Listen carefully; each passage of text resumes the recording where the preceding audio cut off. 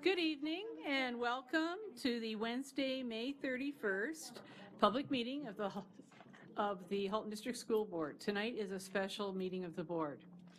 I would like to welcome all those in the gallery and those online. I'd like to remind trustees we are video voice recorded and live streamed.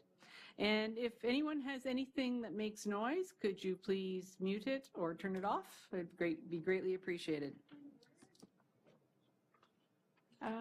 Trustee Reynolds had to leave for a while. Do we need I was going to mention who's not here. And I know, but should we log her out and have her log back in? I can override her if it's. Thank you. Yeah. So I'd like to acknowledge that Trustee Reynolds and Trustee Pappen are currently not here but will be returning to the meeting, and that Director Miller is away due to a death in his family, and as well as Executive Officer McFadden is away due to a death in her family, and General Manager Taha is covering for her. The Halton District School Board acknowledges and thanks the First Peoples of this territory and other Indigenous people for the use of this land in order for us to continue our work today. So, are there any declarations of possible conflict of interest tonight? Seeing none, I would like to have a motion to approve the minutes from the May 17th meeting, which includes the continuation of the meeting on May 24th. Moved by Trustee Gaventz, seconded by Trustee Gray. Is there any discussion?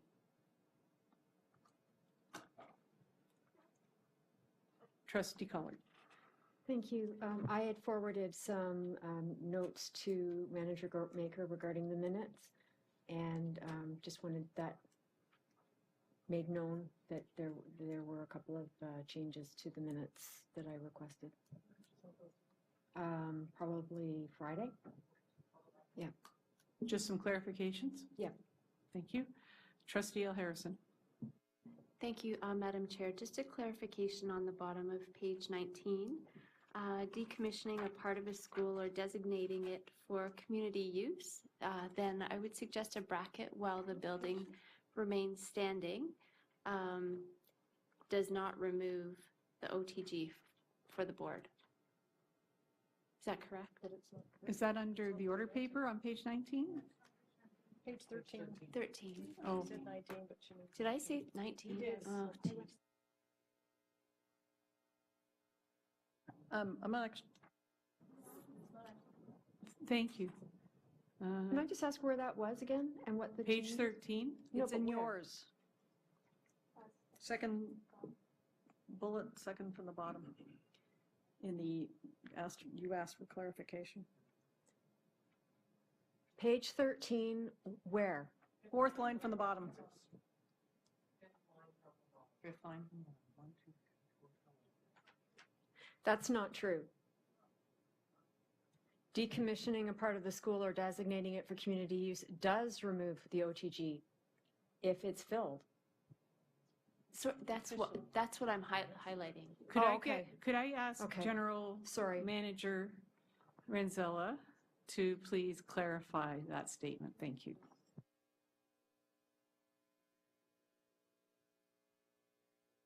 Welcome, General Manager Renzella. Your mic button. Your mic. Can you use your mic? Can you please repeat the statement? So I ask Trustee L. Harrison to repeat. Of course. Through you, Madam Chair.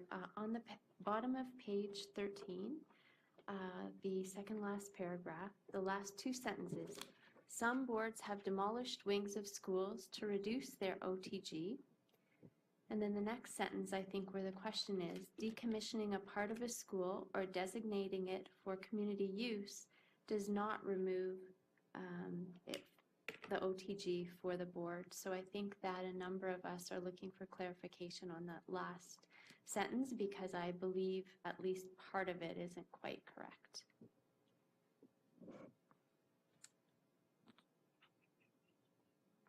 Demolish wings. It goes back to the definition of decommissioning. And I know it was used by trustees at last week's meeting. Generally speaking, if the board elects to, how would I say, close off a portion of the building, i.e. just lock the doors, nobody use it, if that's decommissioning in the eyes of trustees, the OTG is still prevalent.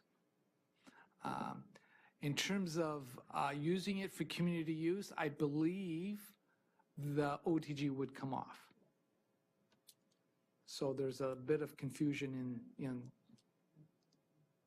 I thought with Superintendent Cullen? If I may, I think it depends on the nature of the use. So there are things like rentals and lease and Yes. things of that nature that would not reduce the OTG. It would have to be done through an actual disposition of the process through what we like to refer to as Regulation 444-98 for the purposes of a long-term lease where you're taking it out. So there is a formal process that you could go through to do it, but it's not just as simple as we have done where we put in a community partner rental, something of that nature. That does not reduce the OTG. It would have to be more significant arrangement than that.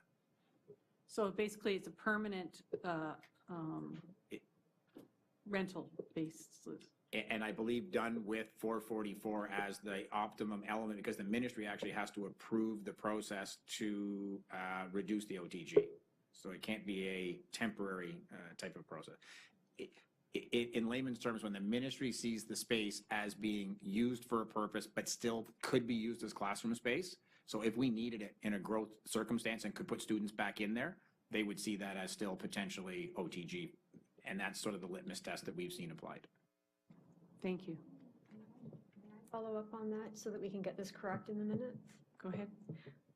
Yes, so then the statement there is not really accurate because what I was asking about was exactly the situation that Superintendent Cullen has presented. So if we could please get that sorted in a logical way for the minutes, I would appreciate that because what it currently says was not what I was asking about.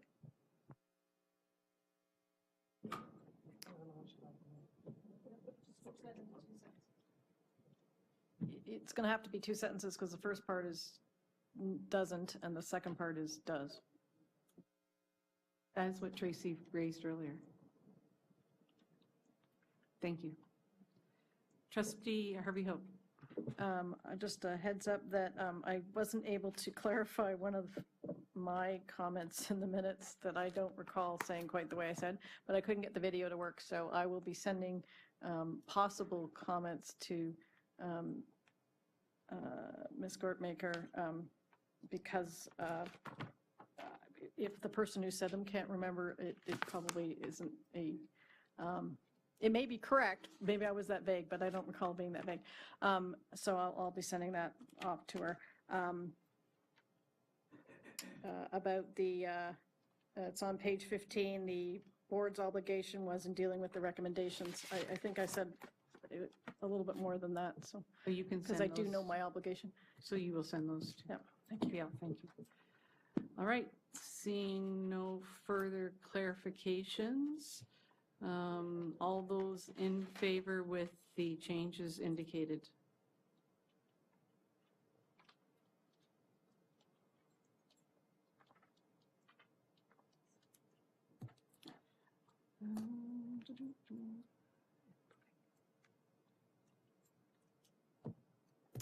And that passes unanimously. Thank you very much. So we'll now move to business transacted in private session, and I believe there is a couple motions. There are three. The first is, be it resolved that the Halton District School Board approve the construction of 2 accessible, gender-neutral washrooms at the New Street Education Center. And I so move. Do I have a seconder? Trustee Gray. Is there any discussion?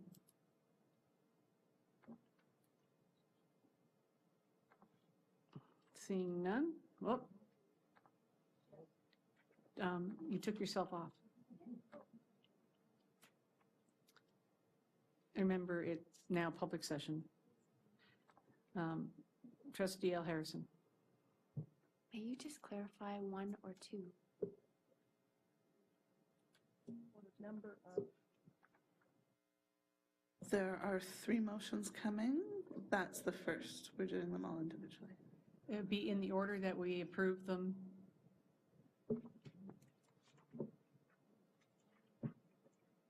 Two accessible bathrooms. Did you say the report number? 2, yes, 2.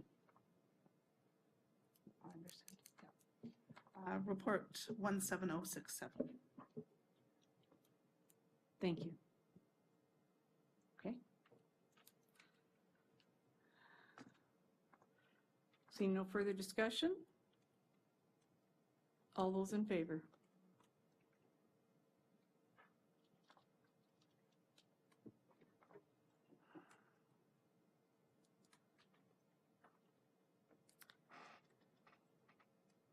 And that passes unanimously. Thank you. Next, be it resolved that the Halton District School Board approve the construction of an addition at Frontenac Public School to house an elevator. Report 17068. And I so move. Thank you. Seconded by Trustee Collard. Any discussion? Oh, put yourself back on again. Trustee Harvey Hope. Through you, Madam Chair, to, I think, Superintendent Fairman, can we just confirm what bucket the money is coming from? Through the chair, the dollars will be coming from closing the gap accumulated surplus. Thank you. Thank you. Any other discussion? Seeing none?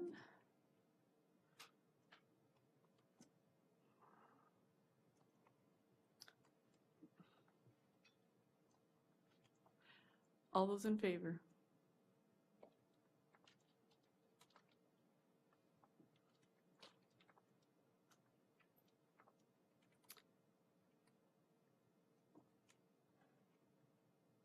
That passes unanimously. Thank you. And I believe you have one more? Yes. Be it resolved that the Halton District School Board approve the extension of the banking services agreement with the Royal Bank of Canada, RBC, from September 1st, 2017 to August 31st, 2022. And I so move.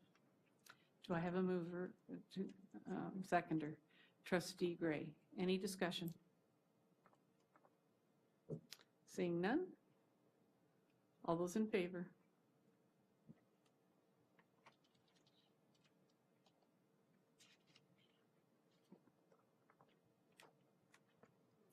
That passes unanimously. Thank you. Is that it? That's everything. Awesome, thank you.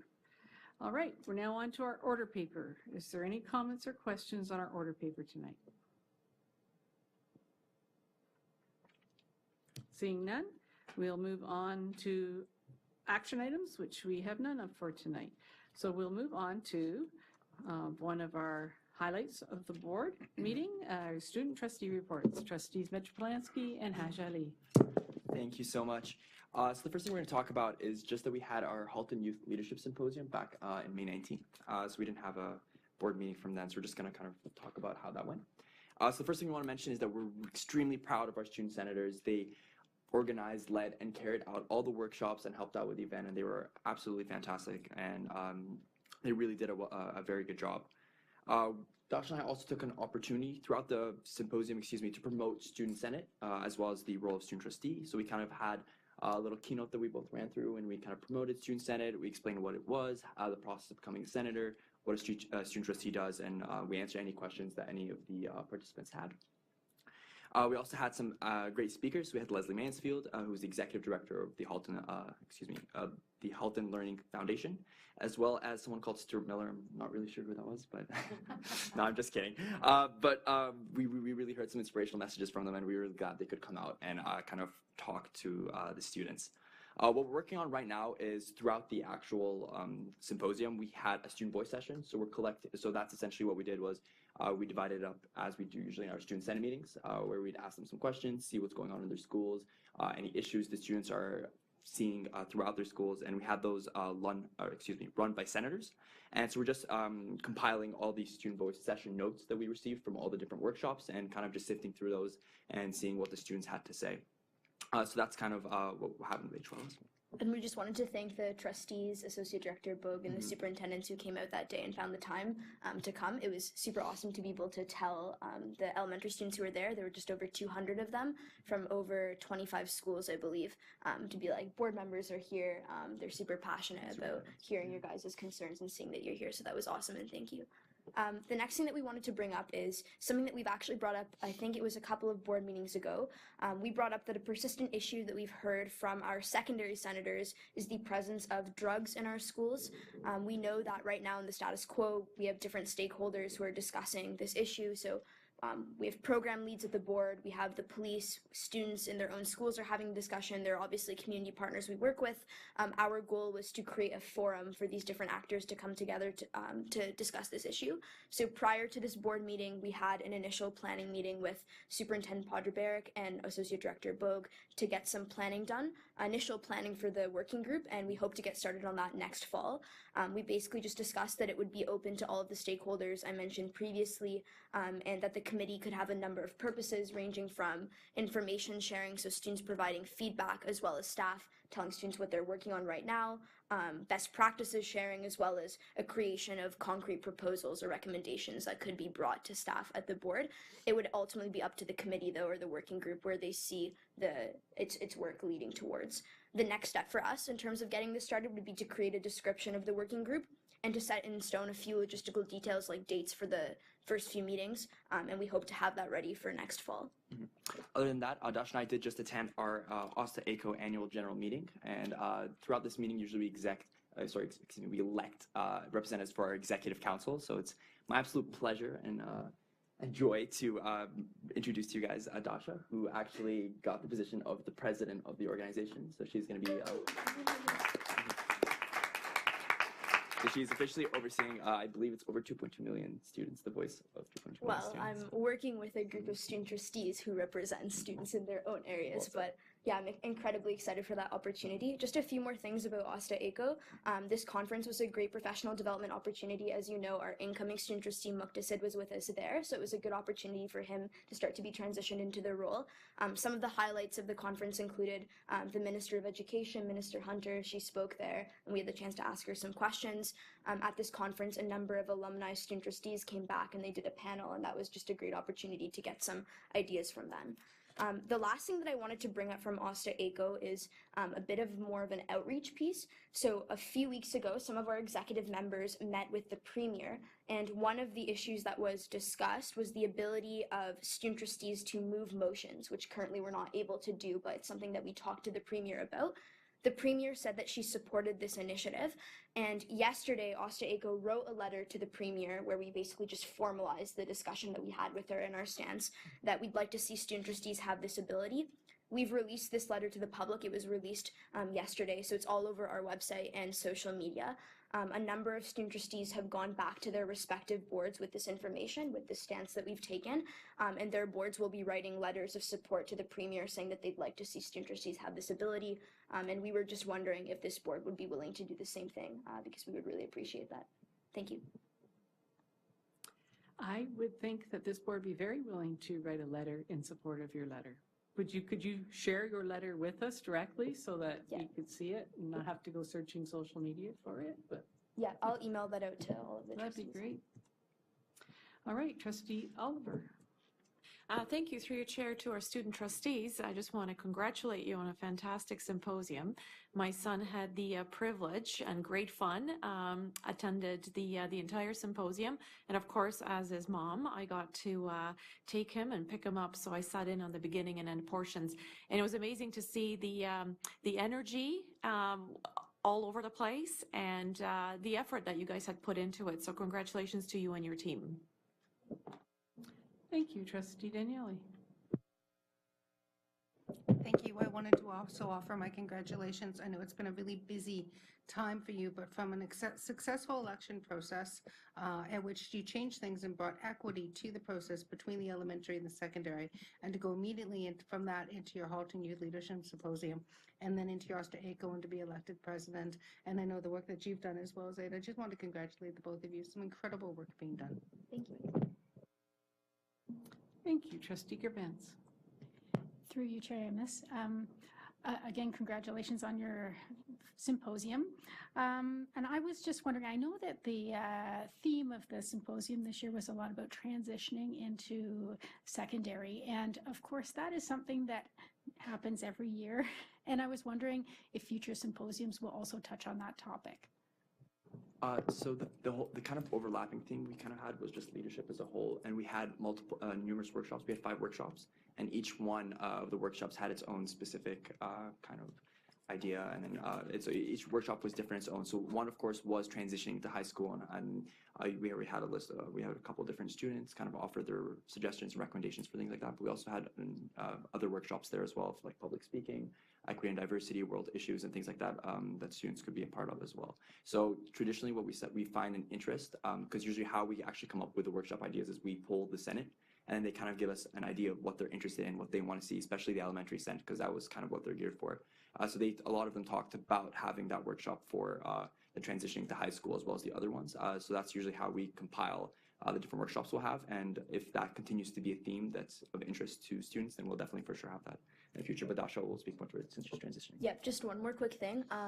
This year also we tried to focus on issues that we heard come up a lot from the elementary Senate. So I know that in a number of our reports, we brought up that the elementary student senators were saying like equity is a problem in their schools. They'd like to see more of a focus on that. So because we heard that, we decided to make a workshop specifically on equity and diversity, just like an open, safe space for them to talk about issues that they've had in their school. So the overall leadership of the theme of the conference has always been throughout the years of leadership, but it kind of gets tailored each year to what we've been hearing from our senators. Will you be sharing some of the information that you gleaned from the students with us? Yeah, absolutely. So Zaid mentioned in our report that we had a specific student voice session, which was literally just what we do at Student Senate, asking students about the issues that they're experiencing in their schools, in the board, where we had those done. So it's a way for us to open up to more students beyond just the ones that come to Student Senate. And we're sorting through those right now and compiling them, and we can absolutely bring that to you. Thank you. Well, I'd like to thank you for your report, and congratulations on a successful symposium, and congratulations on your election. And I know that you are going to take the challenge and make your mark, because that's what you do. And I'd also like to share that your incoming student trustee, Mansour, was at the Eddies last night and brought words of greeting on behalf of the students. So he's already starting to step up into his role. So, all right. Is there any other comments or questions for our student trustees? They're always a hard act to follow. Their energy. Can I have some of your energy? All right. So we're now up to the information items. And are there any notices of motion tonight? Seeing no notices of motion, we'll move on to our action items for June the 21st.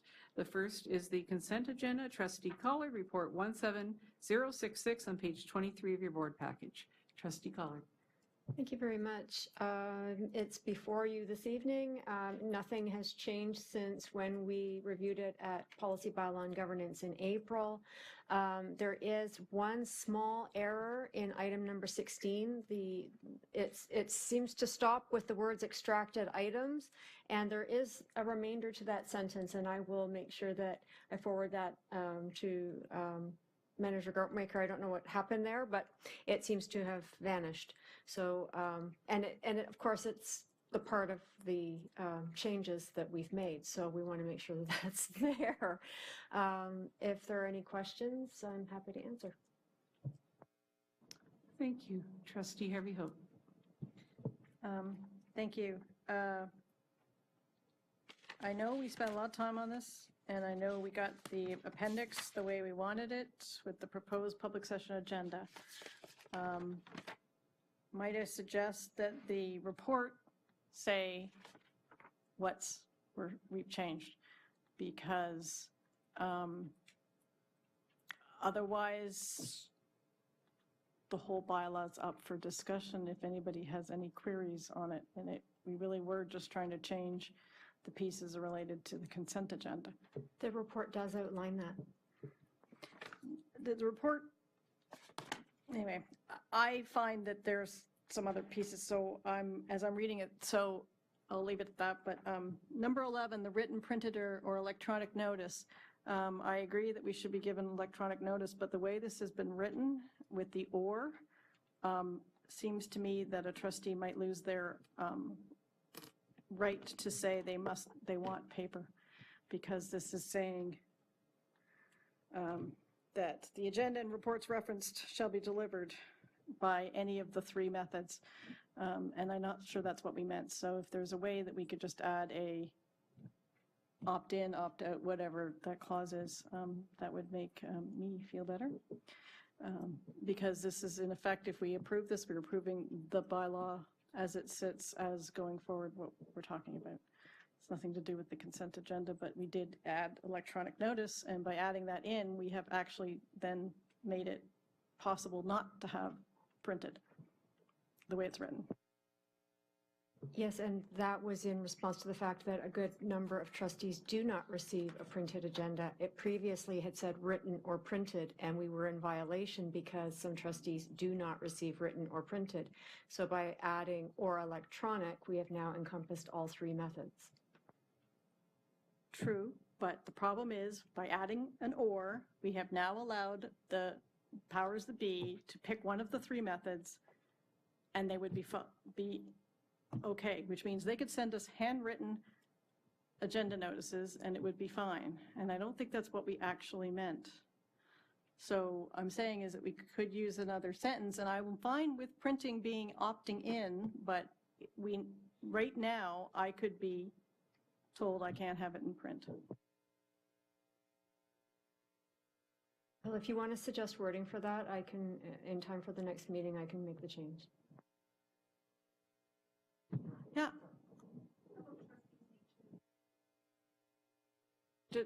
Let's choose between printed and electronic. What I was saying is electronic notice is fine. Electronic agenda packages may not be. And all I'm saying is please send me the suggested wording so that I can do that, because we don't usually wordsmith at the board table. Trustee Gravens. I was just going to say you could add as per trustee preference.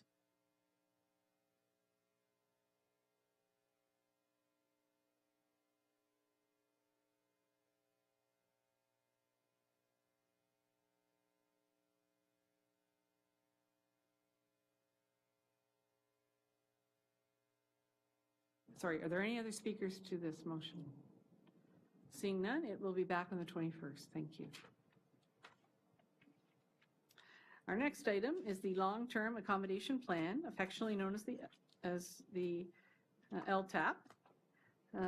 Report 17062 on page 28 of your board package. Superintendent Bierman, General Manager Renzella, welcome when you're ready. Good evening. Before you is a report regarding the results of the public input regarding the long-term accommodation plan. As you recall, the draft plan was presented to trustees on May the 3rd. And subsequently, after that evening, we initiated the consultation process and to engage the community to provide some input or provide input on the LTAP.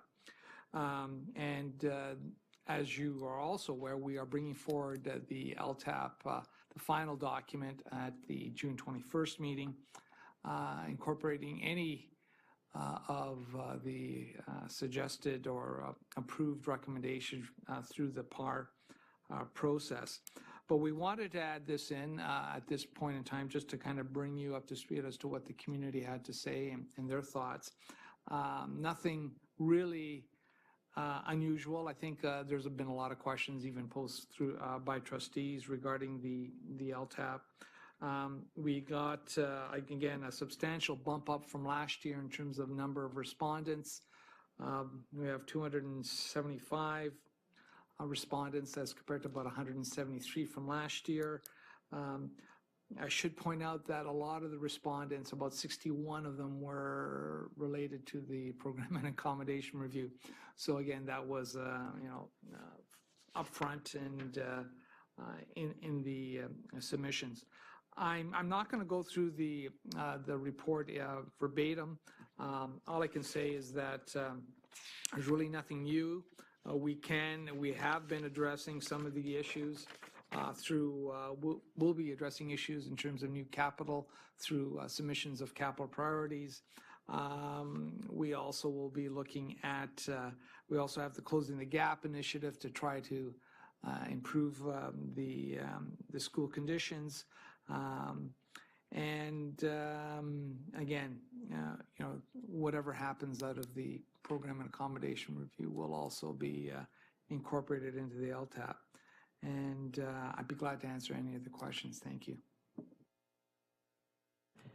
Thank you. Any comments or questions for General Manager Renzella or Superintendent Bierman? Trustee Oliver. Thank you. Through your chair to General Manager Renzella. I had inquiry from Council Chair at Abbey Park, and also heads up from that school around the enrollment that's projected for Abbey Park High School. And the LTAP clearly shows that the numbers will exceed the total capacity, which incorporates 12 portables on site, by anywhere from 50 to 200 students. So I'm just wondering, maybe this is a question for Associate Director Bogue, what happens in a case like that when the enrollment exceeds not just the on-the-ground capacity, but the capacity that already incorporates the portables? How will those students be accommodated? Maybe I can start off first, and then I'll also defer to Superintendent Pennyfather, because this is an issue that's been raised through our review of accommodation. Generally speaking, we are aware that although high schools have a certain OTG and a certain portable capacity, we're able to manage the utilization of the school, probably exceeding the OTG, depending on the school, the makeup, by about 15 to 25% range because of class organizations and timetabling. So although I know the numbers say we're exceeding it, we will, or the schools are able to accommodate those students within their capacity because of their ability to arrange classes and timetabling. I don't know if Superintendent Pennyfather would like to add anything else to that. Sure. Thanks. Through the chair, we have been going back and forth with Abbey Park, looking at their course sections, room utilization, done tours of the school to see how rooms could be alternately used, and if they are used for all the periods of the day, and especially some of the rooms that are designated specialist rooms. They sometimes sit empty for 2 or 3 periods of day. So how can they be used? Those are the types of conversations we've been having, and we're getting regular updates from the school on registrations, as we are with a lot of our schools in North Oakville, and they come back as part of regular conversations with planning.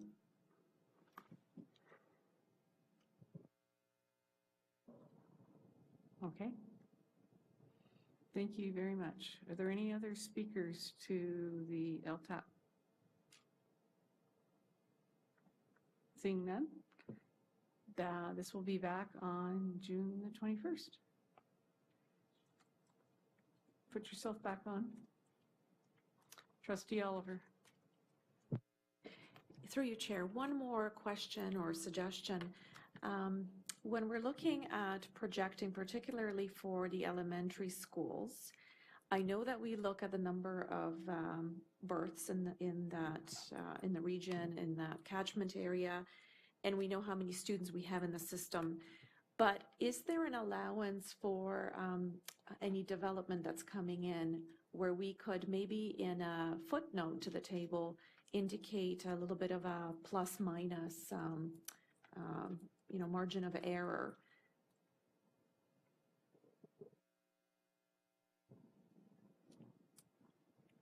I've never a plus minus. We can put it in very, very small print. As to the accuracy, it's something that we can discuss as to the accuracy of some of these projections. I think that's a valid point, because some people may use it as gospel and whatnot, and again, they change year to year. People's choices in terms of what schools change all the time. So, but I think it's a valid point. Thank you. Trustee Harvey Hope. To follow on that one first, perhaps maybe those areas that have development information that maybe they should be pointing back, because you have this beautiful page for Oakville about the Oakville development information, and maybe it just needs a better underneath the schools that you think are going to be affected, saying, and by the way, go see this chart. That would be one thing. But I like the idea of saying, everybody should remember these are projections. My question was international students that are fee paying. We include them in our projections, assuming that there is room for them. I happened to hear that on a CBC article on the way here, plus it's an item in my neighborhood. In that, for instance, Abbey Park, if it's over capacity, might then say, no, we're not open for any more, just like we aren't open for open attendance, those kinds of things. So could I just get a comment on how you take our projected stream of international students into the LTAP figures as far as projections? We just include them as, we don't project for the international students. We just assume, kind of flat line them through moving forward. Although I think Superintendent Truthin can address the issues of how we allocate those students by school. We don't know from year to year what's going to happen, but I'll defer to Superintendent Truthin on that. Sure. Through the chair to Trustee Harvey Hope, it's on our website. Basically, Oakville, for international students, we are full. Our high schools have been able to identify a certain number of international students that we've had the last couple of years. There may be some room at a couple of our high schools in Oakville, but for the most part, the capacity at our high schools in Oakville are at 100%. We are certainly welcoming students to Halton Hills. We're certainly welcoming students to Burlington, but in Oakville, most of the high schools are at capacity already, and we've been able to identify a number. The last couple of years, we've been able to identify the number of international students at each of those high schools. I do not want to say it's a cap, because we don't use it like that, but we have a rough idea on the capacity for those students at each of the high schools. Can I follow up? Go ahead. So if I take the two of you together, you're saying is that we sort of have an idea that there's a certain number of students that are traditionally there and have been there and are still there, and they just sort of get rolled over from, okay, they're in grade 9, they're going to get into the projections.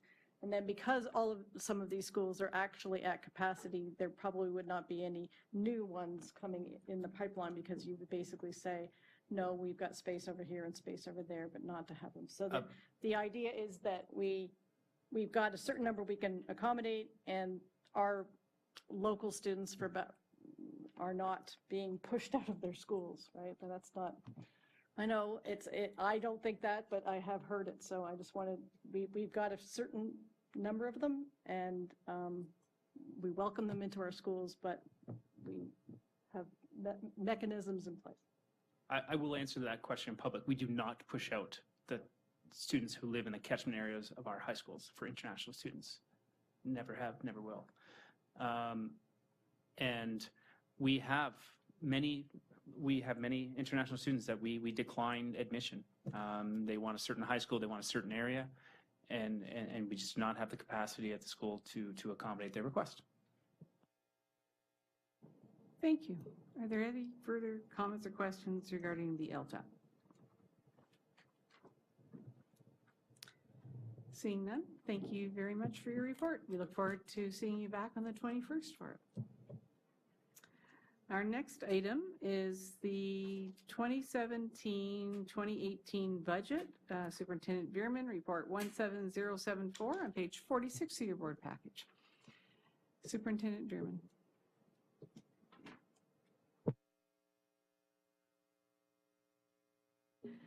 Thank you. Through the chair, it's a pleasure this evening to present the 2017-18 budget. I have a very, very short PowerPoint presentation that will highlight some of the key components of the budget.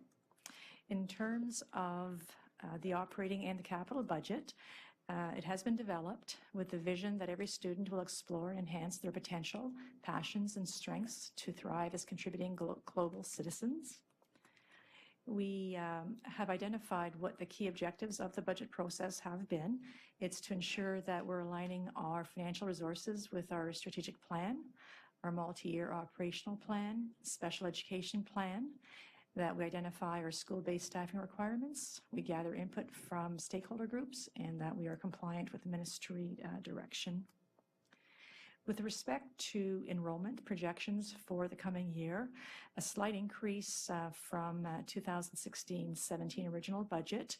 So for the coming year, we are projecting roughly 64,238 students. And we've identified both panels, elementary and secondary, about 2.18% elementary and 1.185 secondary, for overall percentage increase of roughly 2%. We, as you can see from the graph, are continuing to grow and have been since roughly 2005. In terms of our draft, our revenue and our expenditure budget, and the details have been provided in the draft budget book that is also included on the board website. But overall, projecting roughly $750 million in revenue, of which, again, the majority comes from the province through the GSN, or the provincial grants, so just roughly over 90%. And then we've highlighted some of the other components. In terms of expenditures, roughly $740 million, of which the majority, as one would expect, are allocated to instruction. Instruction being defined as classroom teachers, educational assistants, professionals, paraprofessionals, support staff in the schools, such as principals, etc., and all those that contribute directly to the classroom. The second largest component, pupil accommodation, which relates to the maintenance of our buildings, and the balance being transportation, administration, and a small component of other. We did, as we have had in prior years, some budget challenges. Certainly increase in operational costs continue to be an issue, not just for our board, but many boards. And when it comes to utility costs, many households across the province. We have had an increase in some of our transportation expenditures, mainly as a result of carrier renewals. And this is an issue that all boards are facing. Many of the contracts that were initially put into place are coming due around this time. Boards are renewing certain percentage contracts at a time. And over the last year, we have renewed about 30% of our contracts, and we'll be continuing to renew over the next year. And that, again, has resulted in an increase, significant increase in our transportation costs. I'll come back to that in a minute. We've also, again, have ongoing increased demand in terms of resources to support our student achievement. Consistent with what has been shared with you at prior meetings, the Ministry of Education redistribution of the special education grant has been problematic for us, and I do have a slide to provide a little bit more information on that.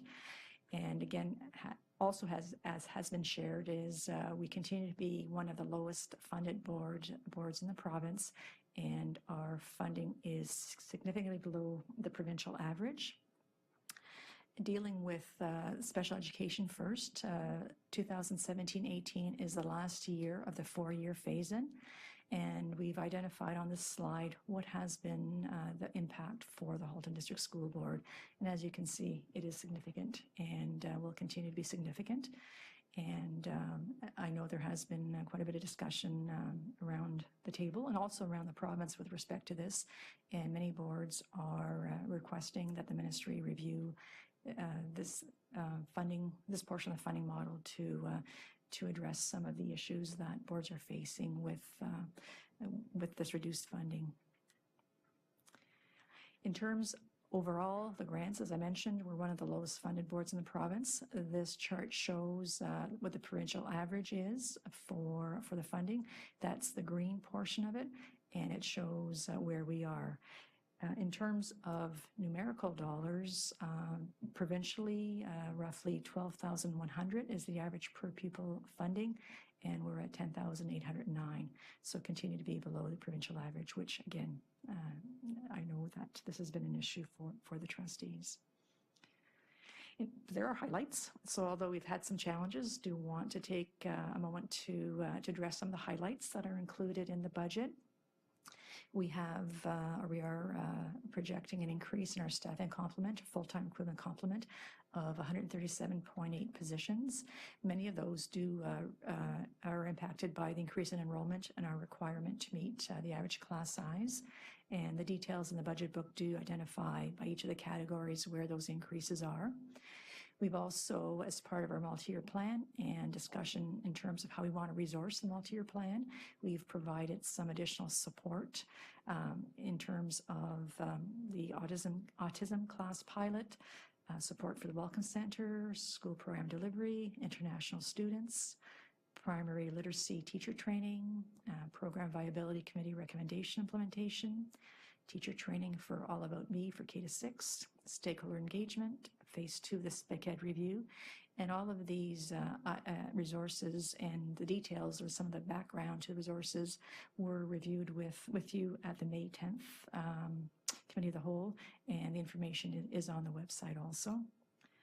And then just continuing on with some of the highlights, we've also provided resources for videographer, communications assistant, early childhood education program lead, innovation and ingenuity for secondary teachers to support that, and also respectful workplace. The one item that I will note, when we were discussing this on May 10th, we did speak briefly about the access points for infrastructure, network infrastructure, and also for school technology, based on the email that I had sent earlier this week. That will be coming back to you in the fall, and I've provided some of the rationale with respect to that. So it's temporarily removed from the budget, but will be presented back in September, and we'll then be able to proceed with those expenditures.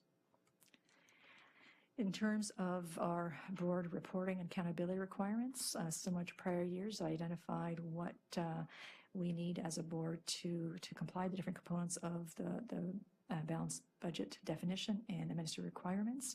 And with the check mark, we've indicated that we have complied with each of those requirements, and 2 pages of requirements.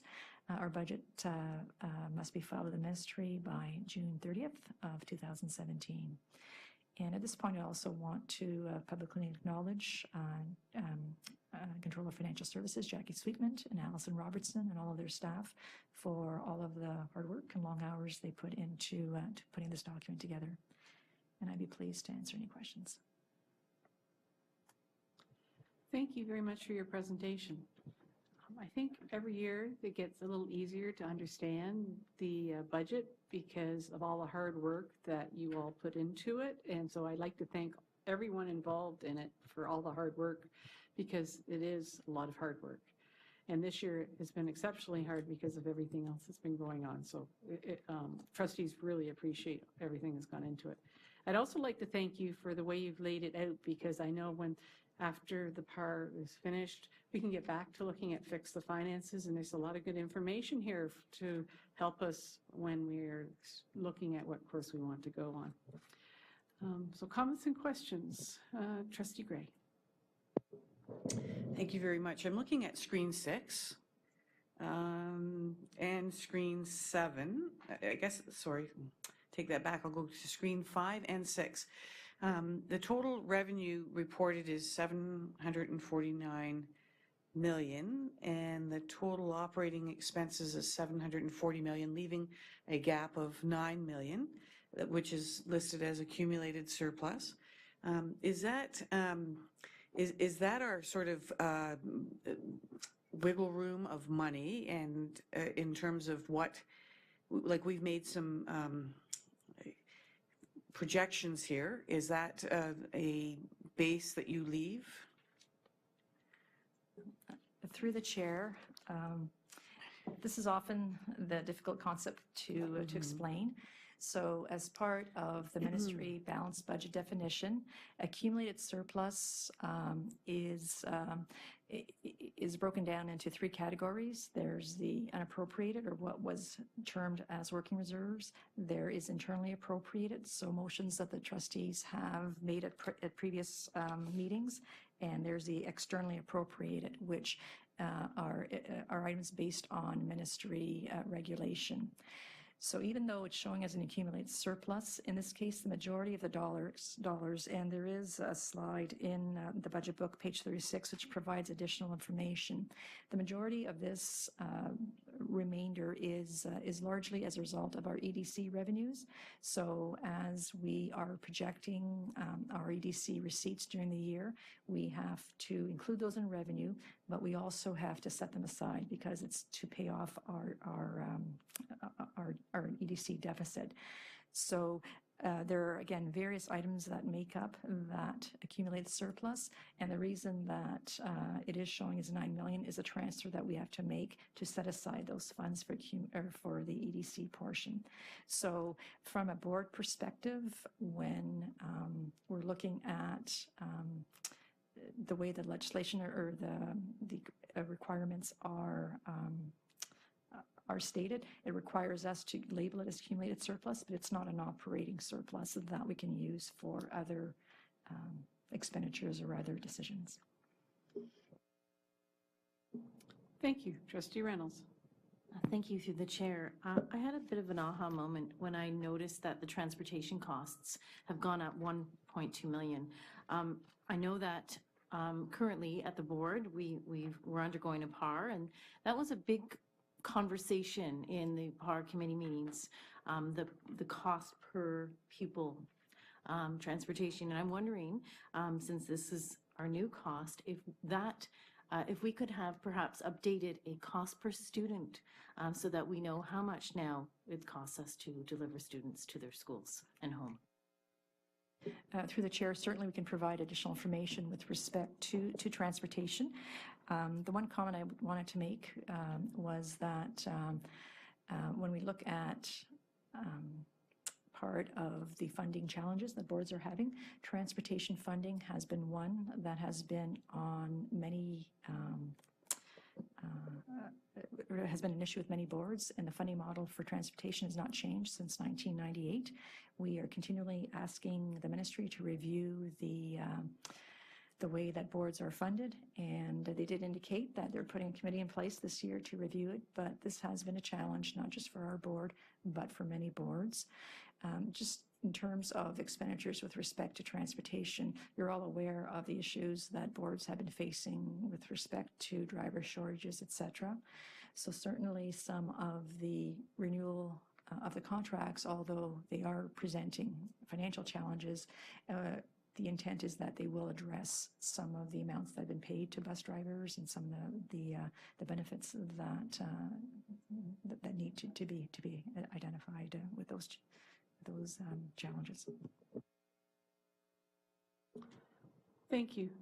And we have advocated as a board before to the ministry about defunding at 1998 costs, and that will be something that will be incorporated in part of our Fix the Finance piece.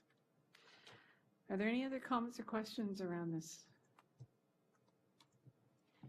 Seeing none, the budget will come back for approval on June the 21st. Thank you very much, Superintendent Bierman and Jackie and Allison. for all your hard work. All right. Information items for tonight, school bell times. Superintendent Bierman, report 17070 on page 51 of your board package. When you're ready.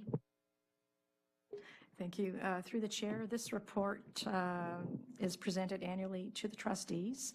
It identifies some of the bell time changes that can be accommodated from a transportation perspective. Certainly, there is discussion at Admin Council in terms of some of these items, and based on requests that are received from schools, the process is to review whether or not there would be additional significant cost in order to implement some of these changes. And based on the information that has been prepared by General Manager Lacroix and reviewed at Admin Council, the report identifies some of the changes that can be accommodated. Thank you. Comments or questions for Superintendent Bierman? Trustee Collard. Thank you. I know a tremendous amount of time and effort goes into the bell time report. It's amazing to me that we managed to put this together every year.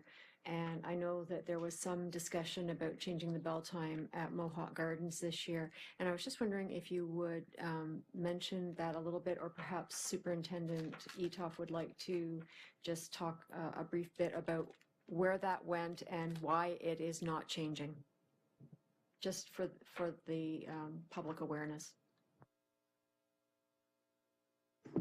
Superintendent Etoff?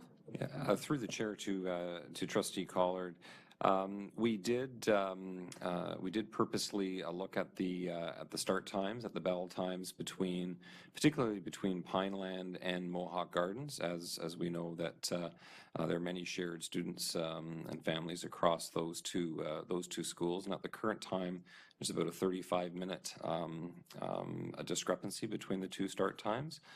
And so that was investigated, and we did follow our process and consulted with the council, with the principal of the school. Really received mixed feedback with respect to those who were in support of a change and those who weren't. One of the factors that did play into the decision not to move forward with a bell time change at this time was the shared staffing across the schools. There are a number of staff members who are shared between that family of schools, between Frontenac and Mohawk, and some with Pineland as well. And with the compression of the school bell times, that would not allow those individuals to fulfill their obligations at the schools. Another factor, certainly for consideration, has been a factor in the community in the past, is the sheer congestion in those small neighborhood streets. And so by compressing the start times, we would have certainly an increased traffic congestion and pressure throughout the community, and certainly know that the community would not be in favor of that. So for those reasons, the bell times were not changed. Thank you very much, because I do know there was, as you said, a mixed bag of responses. Some people very much wanted the change and others did not. And so I appreciate the explanation. Thank you. Thank you. Trustee Daniele. Thank you. I'd like to speak to the request from Martin Street. It says that at Martin Street's current hours are 9:15 to 3:35, and that is true, but that is simply since they were being housed at Boyne. Before they were housed at Boyne, their school time was 8:30, and I've heard a number of parents who are expressing dismay that now that they're going back to their own building, that they're not going back to their old school time. That being said, I do understand there are reasons. My concerns are we've added the triangle area to Martin Street. We've increased busing to Martin Street. Martin Street's a very narrow 2-lane road with the sewers being torn up this summer and into the school year. It's right across the street from Holy Rosary School. It's the way I take into work every day, and it gridlocks. There's a railway train that goes across. It has the commuter traffic from the 401 going to downtown Milton. It gridlocks really, really easily now. I can't imagine what's going to happen come September with the 9:15 opening, with the school across the street having a 9:15 opening. as well. So I'm just wondering what I recognize that this is for information that trustees don't have input onto this, but I would be remiss if I didn't raise the concerns that I think we're going to see a logistical nightmare come the first day of school. Okay. Thank you, Trustee Donnelly. In consultation with the Transportation Department, Sandy Morgan and Karen LaCroix, they have proposed that the Holy Rosary students and the Martin Street students will be sharing the similar bus routes. So they will be on the similar buses. They no longer will be, Martin Street students will no longer be sharing bus routes with W.I. Dick because most of the students now will be going into Martin Street. For the few that are remaining at W.I. Dick who are in grades 7 and 8 in that neighborhood, the proposal is that they will be sharing bus routes with Milton District High School. And while the idea is that Holy Rosary and Martin Street will have the same bell times, the idea is that they will be sharing the same buses, and because of the huge parking lot at Holy Rosary, that they will be able to accommodate dropping students off at Holy Rosary and making a turn back onto the street. It does pose the issue in terms of the parking lot at Martin Street, and so I know the principal team at Martin Street has been working very diligently with the Transportation Department and the printing company here at the board office to propose walk to school for Martin Street, so that we will be looking at probably closing off the parking lot to any parents who insist on driving their children to school. So we are going to insist on a bus as the safest way to get your child to school and walk to school. And so we're hoping with those pieces in place and a proper crossing guard that will be alleviated. In terms of setting the bell times, in terms of going back to Martin Street, the principal team has been very kind to say at Martin Street we're moving into the future. So they'd like to go to the future Martin Street School. And you're right, with 150 new students coming from the Triangle, those are the families that will be bused. Those were the students that they really took into account in terms of the busing routes. Thank you. Go ahead. Thank you for that clarification. And I just want to make sure that I understood. The Catholic students and the public students will be on the same bus. Some of them will be, yes. Okay. And now, once you explain the parking lot of Holy Rosary, I can see that because they do have a huge parking lot, but they also have an entrance off of Martin Street and off of Woodward. Right. And Woodward goes straight into the school, so I'm understanding that. Closing the parking lot to parents, I absolutely agree that that's probably nice. In a lot of schools that do it, I also understand the number. I am going to be forwarding all my calls to you come September because I suspect there'll be a lot of them. So, but we will get through it together, and I appreciate that clarification. Thank you. I'm still very, very concerned, though. Thank you. Thank you. Vice Chair Graves. Thank you. I just wanted to state that I appreciate the time change at Craig Kielburger Secondary School, something that I had heard of. Just on the report, there's one sentence on that piece that's a little confusing. In the explanation box, it says that the principal requested 8-minute later dismissal time. I don't believe that would be the accurate sentence there. She asked for more time during the day, and it was put before and after. So just so there's no confusion there, I don't know if we want to tidy that piece up. But otherwise, thank you. Thank you. Trustee Gerbens. Thank you, Chair Amos. So Charles R. Baudouin requested a change to their bell time. They currently work, I believe it's a 40 and 50-minute lunches, and the school currently goes from 9:15 until 3:45. It's one of our latest schools, I believe, in the board. And so I know that people are disappointed that the bell time wasn't, it's the end bell time, I understand, that was going to be moved up. And I'm glad to hear that, potentially we may hopefully be able to solve the bus driver issue in the future.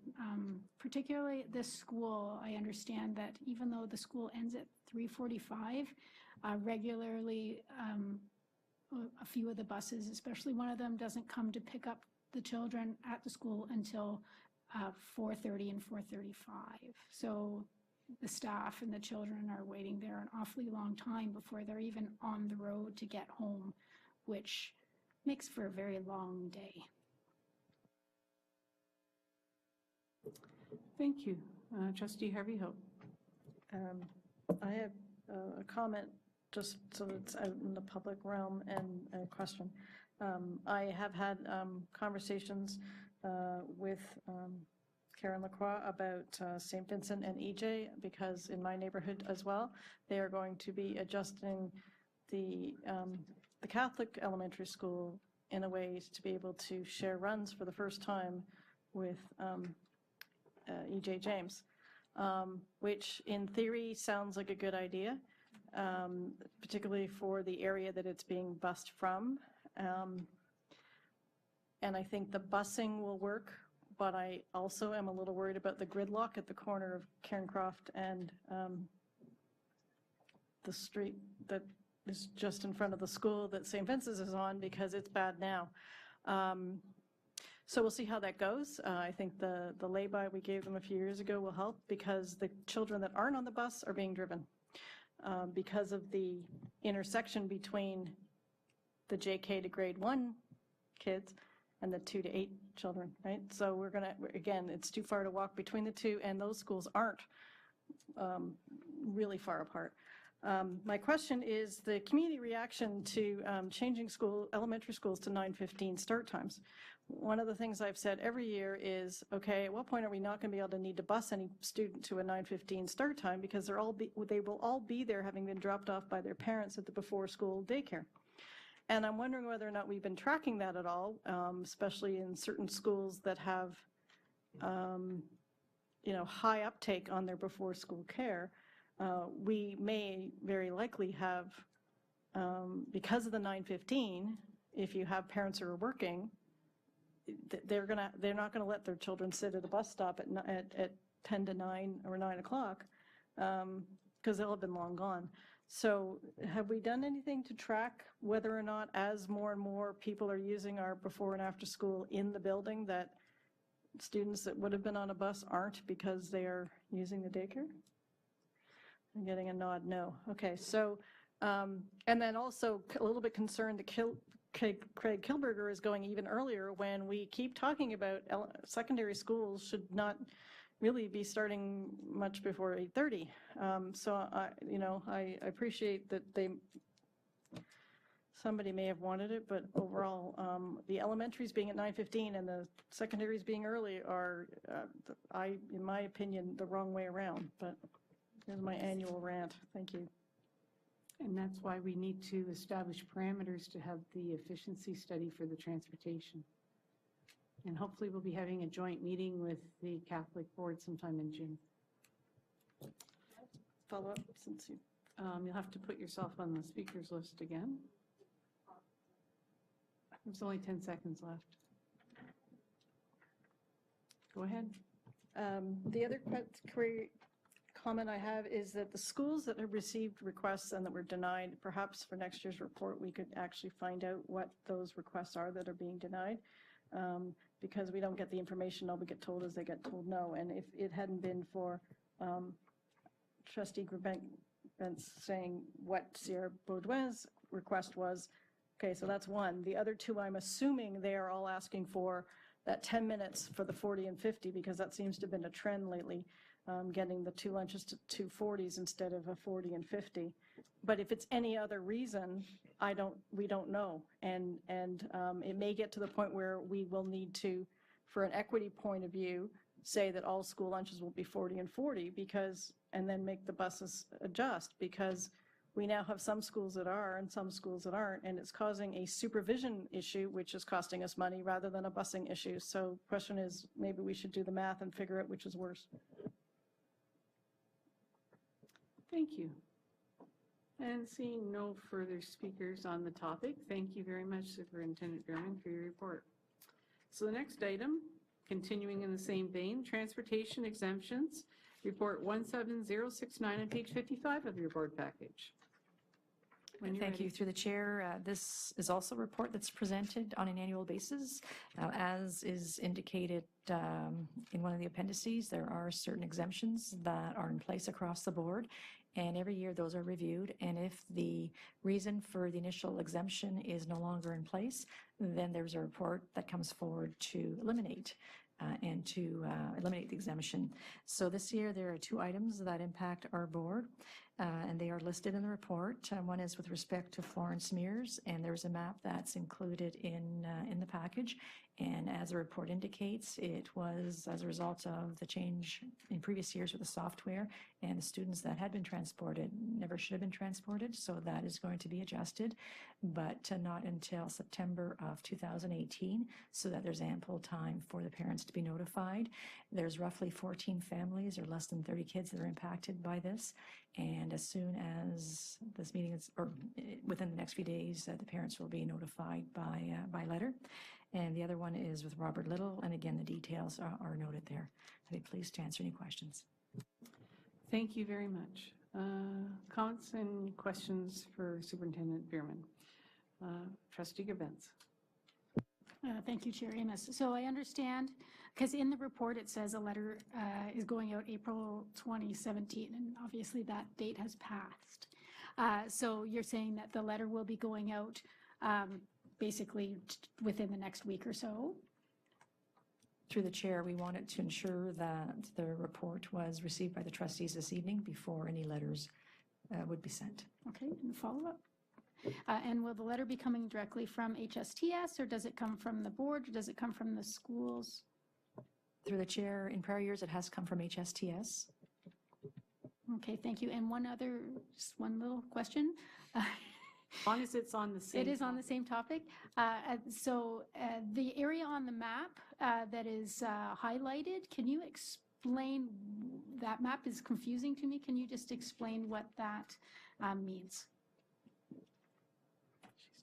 Certainly, the map identifies, and I'm not sure if people have it in color or not, but, well, the portion or the grid, so there's 2 items that are blocked. One is by Hill Street, Addison, and it's kind of a funny square, and the other is almost like not quite narrow, but Dundas and Walker's Line. Those are the 2 areas that the families in those areas currently are receiving transportation, which again, based on the exemption, will no longer receive transportation in September of 2018.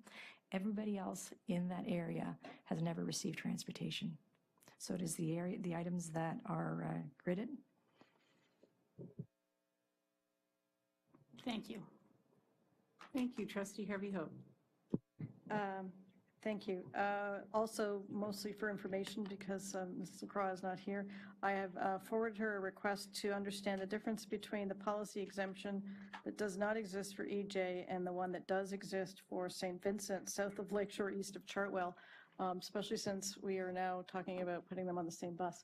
So she is going to get back to me with the 2 maps that are the busing, the dot maps that show us where they are, because especially since we are going to now twin the bus routes, I'd like to at least understand if there is a reason why there is an exemption for one and not the other board, and 2, if it's just a geographical issue. It may be that St. Vincent's is just slightly closer, and so, or it may be that they consider Lakeshore an issue, and for some reason we don't have it as a thing. There are now lights.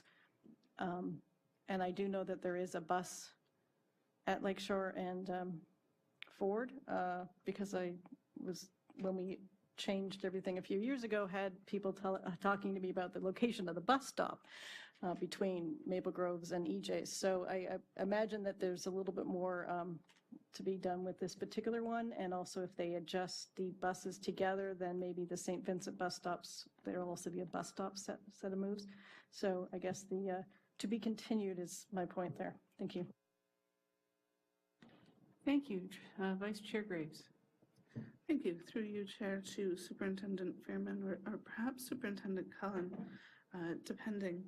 The area that's south of Boyne, if I remember correctly, Farmstead will be completed this summer, and I assume that might open up some walking area for those students who are south of Boyne. And I see in the chart here, this says under review pending infrastructure completion. I guess my question perhaps for Superintendent Cullen would be, do we know when that's going to be finished? Because even when the road goes through, I think it's going to be still quite construction-y. And then my question for Superintendent Veerman would be, how long is the, I know I made up a word. Yes, it was intentional. How much lead time are families given once construction is complete and a road is open and sidewalks are in and they're able to walk? How is that notification process initiated?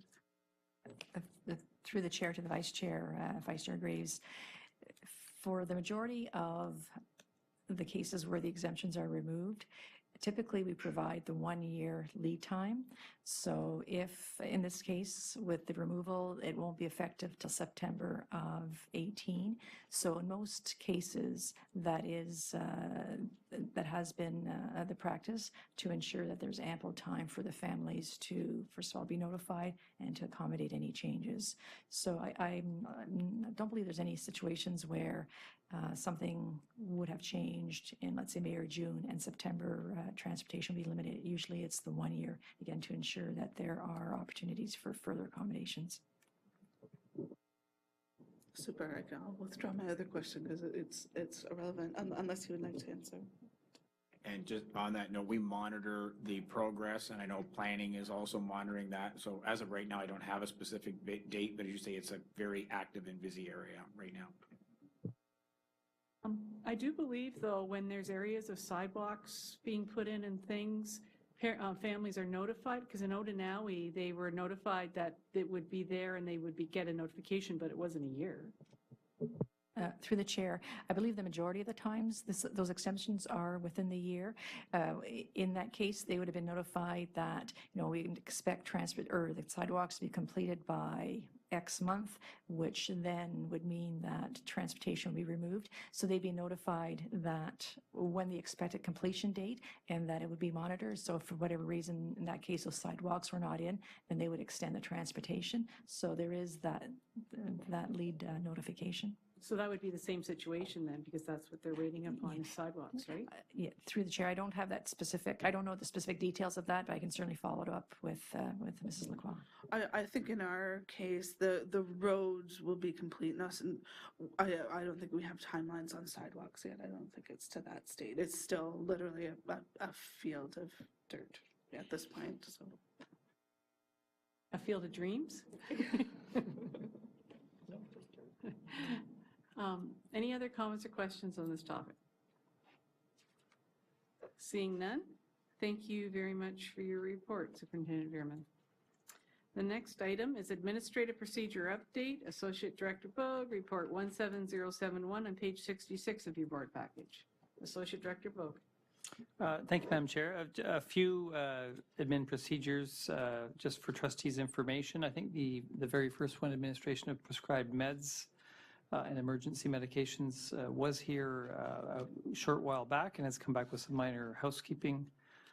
Superintendent Pennyfather could certainly answer any questions there. Procurement is back, and Superintendent Veerman could answer questions, and then the inclement weather AP came back as a follow-up to a previous board report around inclement weather, and I'd be happy to answer questions on that one. Thank you. Are there any comments or questions for the Associate Director? Trustee Collard. Thank you. I'm very happy to see the procurement administrative procedure here. I think it's very well written and timely that we get this done at this point in time. And I'm also very happy to see that we've now united the hot weather and cold weather in one admin procedure. I think that families will find that easier to find. And I'm very, very pleased to see all of the, heat stroke and such all defined there. Thank you very much. Thank you. Trustee Gerbens. Thank you, Chair Amos. I am also very happy to see the hot weather information added to the procedure. And I actually have a question for Superintendent Penny Father with regards to the administration of prescribed and emergency medications. When it came here the last time, we did talk a bit about the fact that we're asking parents to go year after year to the doctor to get the not prescription renewed, but to get the confirmation of diagnosis. And I was wondering, with respect to the perspective of parents that have children that are anaphylactic, which often, I mean, the confirming the diagnosis year after year is a hardship that we may be putting on those families when it seems to be, have we had a problem with people who have EpiPens not being administered or having a problem, and that we need to force parents to go back and get this year after year? Like, I'm wondering, is that still in the procedure, and is that an issue? And if it is still in the procedure, can I please have an explanation as to why? Thanks. Through the chair to Trustee Gerbentz. I did take the concerns back to our legal counsel, and we, with questions of, is there a way to not have doctors sign off on a yearly basis? The climate has changed in terms of the legal situation around the province. Many boards are asking for this, and I suggested changes based on both the anaphylaxis and asthma protocols, because those were two that I was hoping that we could, those were two that I was wondering if there was a way around that signature because of the concern raised by you. The council expressed grave concerns with the changes that I suggested from both a safety and a liability perspective. The answer was that if the board is going to get involved with supporting health care needs with staff who are not medical professionals, it is necessary to get explicit instructions from the prescribing health care practitioner, and that is the part of it. The signature is proof that the prescribing health care practitioner has been involved in the process. I do realize that this is going to at front be a bit of a surprise for some parents. So in order to make this as user-friendly as possible for schools and parents, we want to send out the contact now so that there's a three-month cushion for folks to go to their doctors and get that signature and help with the plan. And then after this, I guess it will, knowing that this is the form and that we have to do a yearly update, that this becomes part of their routine. Thank you. Thank you. Trustee L. Harrison. Thank you, Madam Chair. Thanks for all of this information. I have a couple of questions. The first one is with respect to the procurement AP. And I was just wondering, under the rationale section, there's a bunch of things that this is intended to do, such as establish standards for goods and services of an acceptable level of quality, promote work performance and efficiencies. And I was just wondering whether any thought was given to including anything around environmental sustainability. Through the chair, yes, we can include a comment with respect to environmental sustainability. Thank you. That's excellent, thanks. And I do have another question on another topic. Shall I go? Could you go back on the list then? Yeah, sure. Thank you. Trustee Irby Hope. Thank you. I too appreciate seeing this come to light. Also that I think that I've been getting questions, and I've seen other questions floating through on other group chats about school councils and what they can and can't and how they do it and when they can buy it and all this stuff. And so much as I like this admin procedure, I think we need a school council digest version because specifically around things like the spring fair and as an example, the 3 quote thing, it sort of has made it into everybody's, okay, we got to get 3 quotes. But the one that says the lowest bidder automatically wins, it could be problematic. So it says compliant bidder. So then I guess it's a education process to make sure that the request has all of the actual criteria in it so that compliant gets you what you want. But again, that's an education piece. And then also the types of materials and how we know it, because again, it's an education piece. There's good reasons why we do these things, but it isn't always easy to, one, defend or explain sometimes some of these processes when it comes down to the school council. Because of the fact that it's a slightly different lens that people are looking through.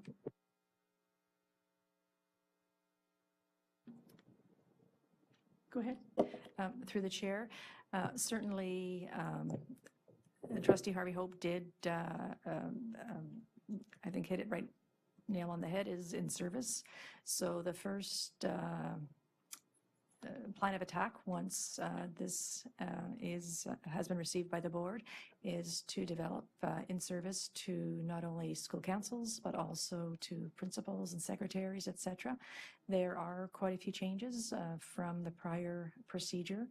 And again, over the next few months, and we're planning into the fall to have quite a bit of information and in service to all of the schools or all the individuals impacting the schools so that we can still be in compliance with the procedure, but also recognize that the school is a very busy place and what can we do to facilitate some of the changes that have been included in the document.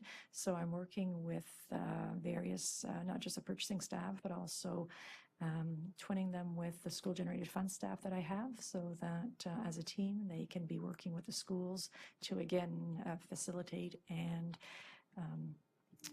provide that support to the staff and yet abide by the requirements that we need to abide by as a public sector organization.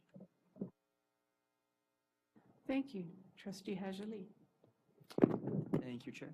Thank you. I think it's going to go more to Superintendent Pennyfelder as well. It's more in the lines of what Trustee Grubens was saying in terms of the administration of prescribed and emergency medications.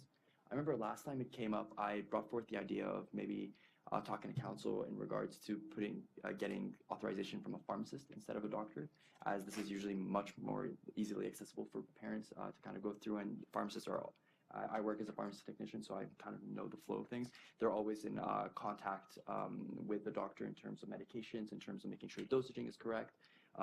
They have meticulous files on what the medications are and the history of that medication, and there's a kind of a file already there in terms of approval, and they can always fax the doctor in case they need any more information or anything like that. So I was wondering if that route was explored as well.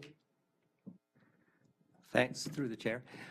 That was raised, and it is the legislation calls for the prescribing medical practitioner to be part of the plan, and so that's why a pharmacist wouldn't be suitable in that case. But it was duly passed on that as part of my inquiry as alternate ways of going about this. Thanks. Thank you, Trustee Oliver. Thank you. So I apologize, I kind of lack the business lingo, but I'd like to make a comment around our procurement policies. I think this is where I hope this is where it fits. I'm aware of a local 2 Halton business who regularly does not qualify when their business submission is evaluated, because our criteria for assessing the business processes are not quite up to date to what is the current and modern practices in some businesses at the present time. So for instance, stockpiling of an inventory is one criteria where the business practices have shifted, and our assessment or evaluation criteria have not adapted to this shift in the business model. So I would like our team to have a look at that, and I do have specific examples if necessary. Superintendent Bierman. Through the chair, certainly any examples that you can forward to me, I'll ensure that the appropriate staff review the situation to ensure that, again, we are abiding by the requirement, but yet providing value added and allowing all of our potential vendors an opportunity to be treated in a consistent manner. Thank you. Trustee Harrison. Thank you very much, Madam Chair. This is part 2 with respect to the hot and cold weather procedure. On page 84, number 4, I believe that should be Environment Canada. And then with a question, overall for hot weather, we imply that there's no circumstance for which a school would be closed. Is that correct? And if so, do you think it would be useful to state that explicitly in the procedure? Because I know that I get a number of questions and others may as well. You know, is there ever a circumstance where you would close a school if it gets to be 40 inside, if it gets to be 40 outside, or that?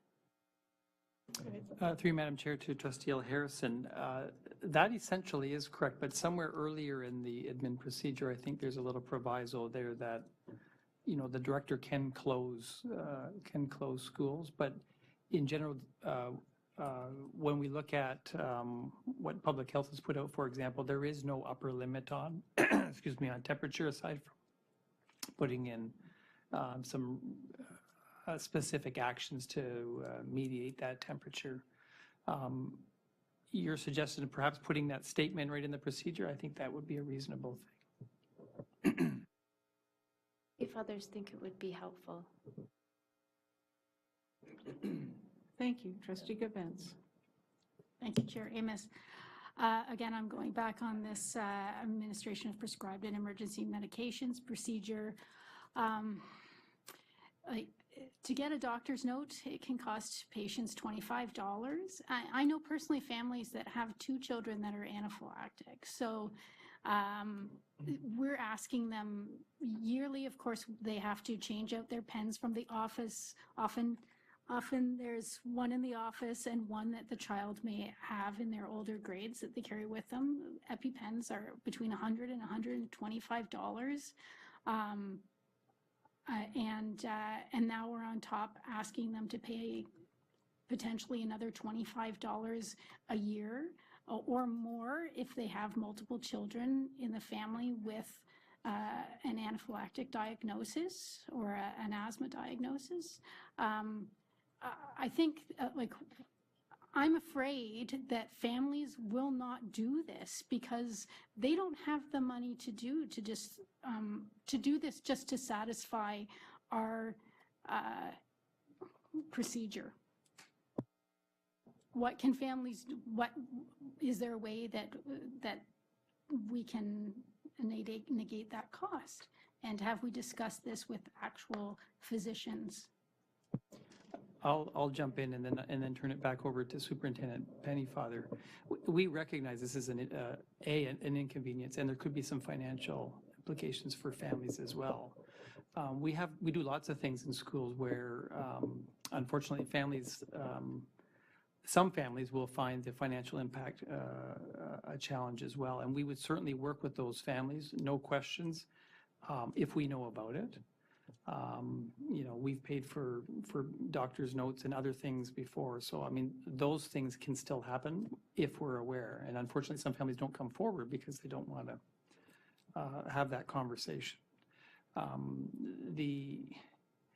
The legal piece, you know, we went back to get legal advice on this. And this is the advice that came forward. So it would be pretty challenging for us to then say, well, we're not going to abide by the legal advice. And that's the conundrum that we're in. You we've asked for legal advice and around liability and safety and those kinds of things. And ensuring that we've got the most up-to-date documentation so that we do know how to respond appropriately. Unfortunately, that does put an inconvenience factor and a potential financial factor in place. I don't know if Superintendent Pennyfather has anything else to add, but just to reiterate that where there are, this also covers more extreme measures where that we've had to have a lot of back and forth with doctors, and it does make sure that we focus on the student safety and really understand when and where medication can be used in something like an EpiPen, which is not more routine, but more common, I would say, than some of the other measures that may be required for some students. We understand that, and that would be, when we get the calls from the schools, we would say that what can we do on a case-by-case and work with the parents on that, as we do with so many other issues that come up at schools, for everything from field trips to milk at lunch and other items that cost money, and folks have concerns. So we would work with the principals on that. I did take your point seriously when you did raise it before. I went back to the legislation and actually put forward to the legal counsel an argument that parents do have the option to ask the school to help administer, and that point was duly taken by council, but they said yes, but it also says that the doctor has to be part of the plan, and this ensures that the doctor is part of the plan so that we are both making sure that we're doing the right thing for kids and also respecting our staff who are sometimes nervous, and this isn't their area of main expertise. So it was seriously, your point before was seriously taken and pursued, but when our legal counsel says they have grave concern, I have to go with that.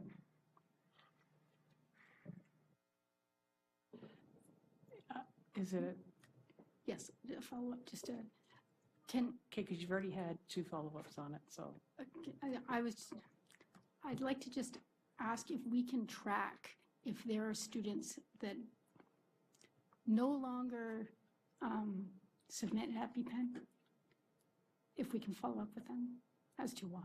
Sure, I'll actually put that as part of our messaging out, because what I'm going to ask of principals is that they get this out right away to parents, so that one thing, you don't want them hearing about it August 15th, because then it's a scuffle for trying to get an appointment, trying to get all this kind of thing in place. So that's definitely something that I'll include, and I'll also ask them if they're having these discussions of the one-to-one, case-by-case discussions about folks who have hardship with this, that they let us know as a team.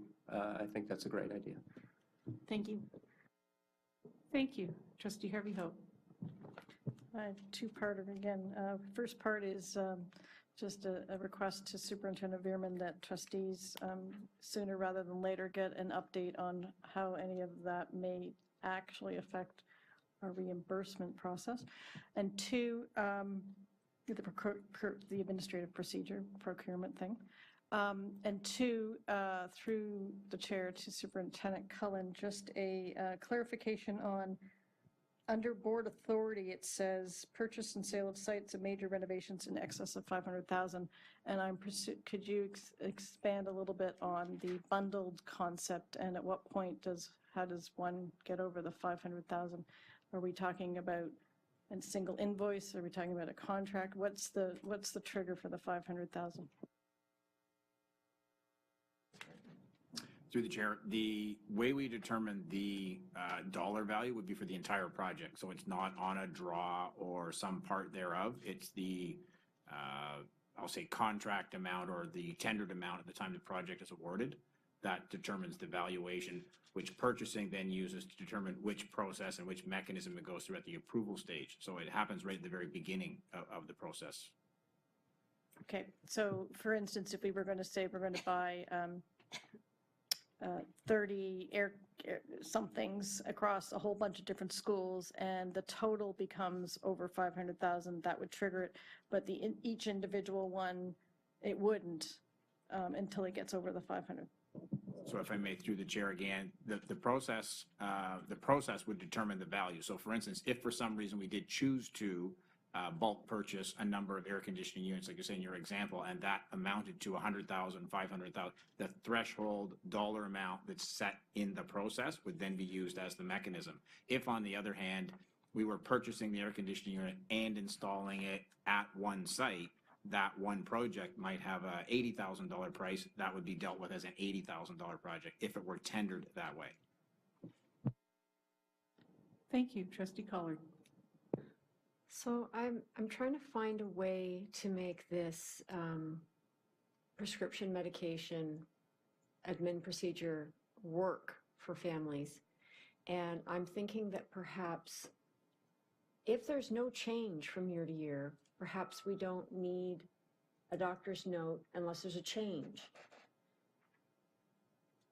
Is that something that could be a workable solution there, or could we ask for a legal opinion on that? Because if there's no change to the prescription, no change to the doctor's recommendation, then why would a family have to get a letter every year?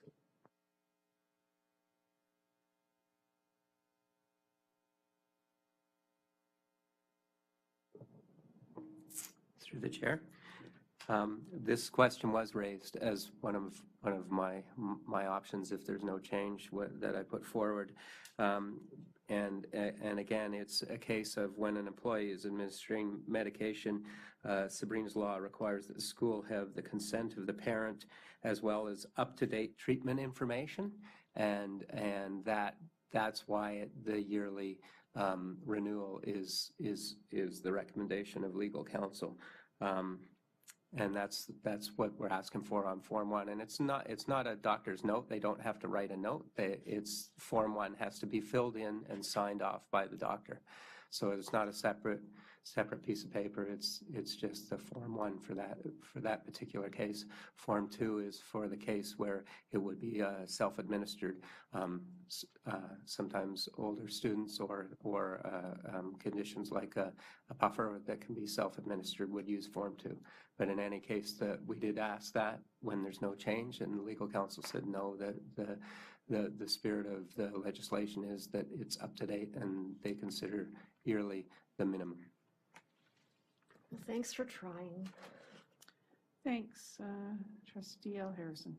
Thank you. Through you, Madam Chair. My comment is in the same vein. And I wonder, while it doesn't address the inconvenience to the family, I mean, presumably a lot of families are going for their annual health checkup anyways. But I wonder in terms of the financial piece, if there is in fact a financial piece, whether it would be useful and advisable that principals can offer the use of the Angel Fund monies to help any families that would suffer any hardships as a result of those expenditures.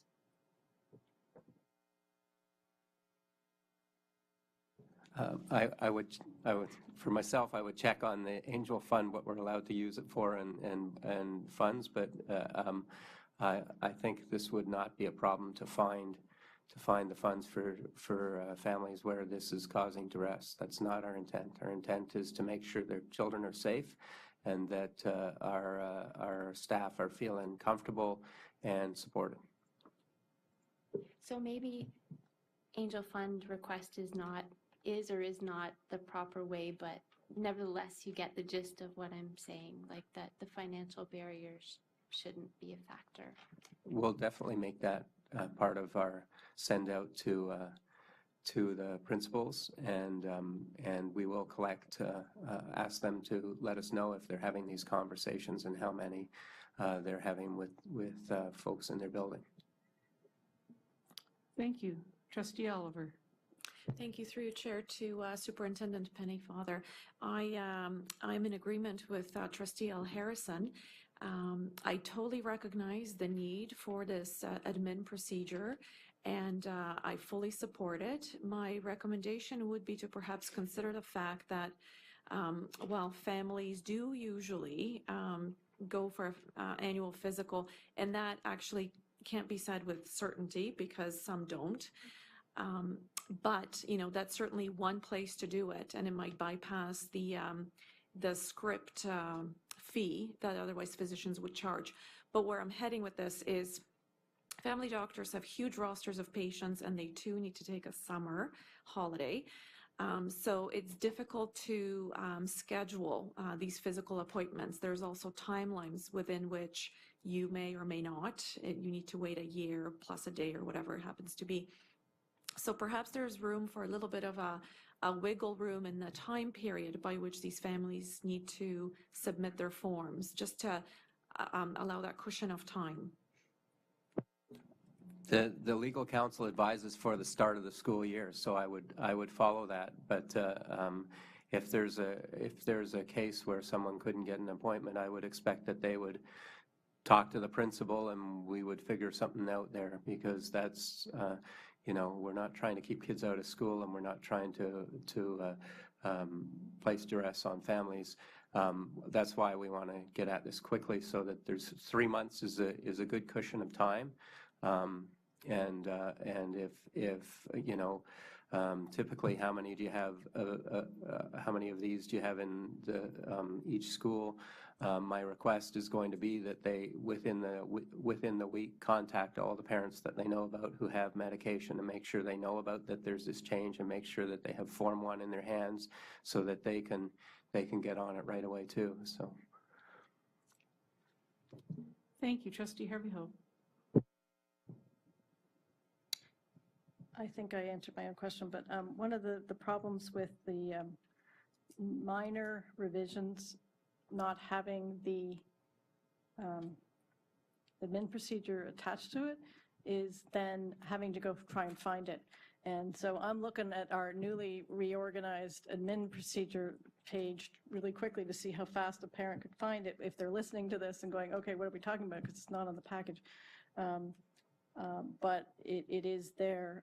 So I'm just suggesting perhaps when we do this, at least maybe even a link in the package to the admin procedure, or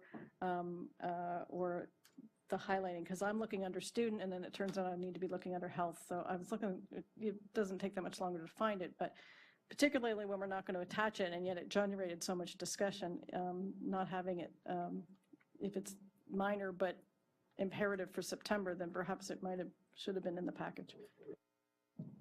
Through the chair, the changes were under, we had on one form it said physician's signature, and on the other it said prescribing healthcare providers signature. So we made them both the same on the forms. Those were the changes that we made. They weren't to the actual AP. We didn't make any changes because we went back and discussed it with council, and they said not to. So it was just making this labeling under the signatures consistent.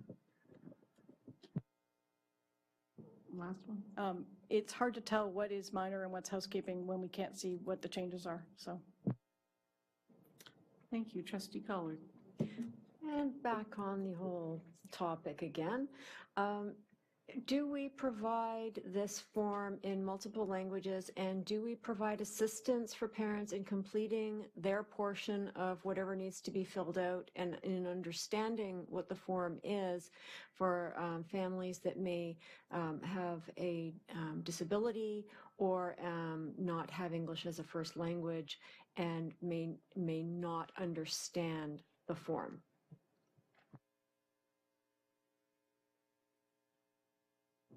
Through the chair, typically either the principal or vice principal works through these forms with the parents, and that's one of the things you do, and especially with you know, some of the meds, the ones that are going to be for emergency situations, there's appointments made and conversations had. So if there was somebody who needed an interpreter, that could be arranged. So yeah, that's every year. That's part of what you do in the last couple of weeks in August.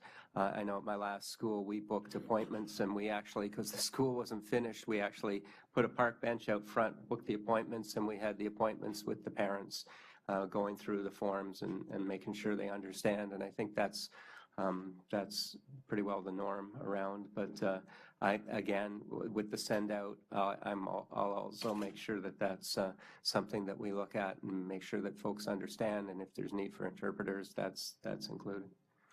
Thank you for that. Thank you, Trustee Gerbens. Thank you. I understand from Trustee Harvey Hope that the forms aren't actually included in the AP online at this point. So if we could attach them, that would be great. And also, with regards to new students, the coming into JK or new students fresh to our board, but specifically to kindergarten students, are we including this information when they register or on JK information nights or anything like that, so that they can for sure have everything, all their ducks in a row before they start? This is, right now, as we speak, in fact, tonight there are some JKSK information nights. So what's going to have to happen is that folks are going to have to go back through any recent registrations and just check if there were medical concerns raised, because there is spots on the registration forms for that kind of thing, and give them a phone call and say, you need to have this form and this is how it goes. So there is going to have to be some chasing within the schools. It's not typically, I would say it's under 20 at a typical school that you would have to chase down pretty well. My last school, it was about that, with about a 650 enrollment. There was less than 20, so it's not an overly daunting task to go back and check on these things. Thank you. And seeing no further speakers on this topic, is there anything else around this, Associate Director Bogue? Okay, thank you very much. So our next item is committee reports. Do we have any committee reports tonight?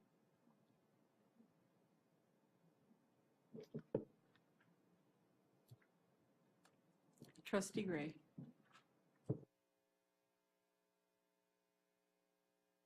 Thank you very much.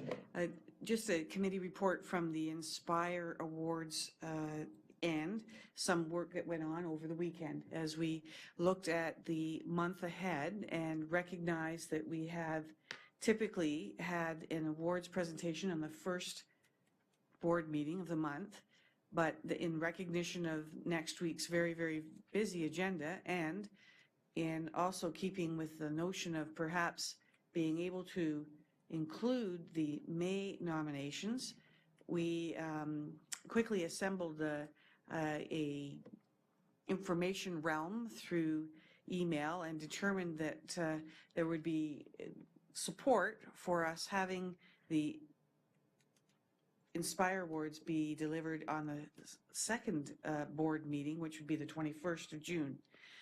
Our practice with the implementation guide then, of course, is not being followed directly, but I think in light of the benefit that it would represent for potential recipients, I think that it was a good move on behalf of the trustees. I would report tonight that there are in fact 19 nominations in the month of May, and those nominations have yet to be fully vetted by the trustees, but we do have assurances from the director's office, Susan Milson in particular, for her assistance, and she assures us that she will be able to help us get all of that information out to the prospective award winners and also determine who among the award winners would choose to have the award presented at the board.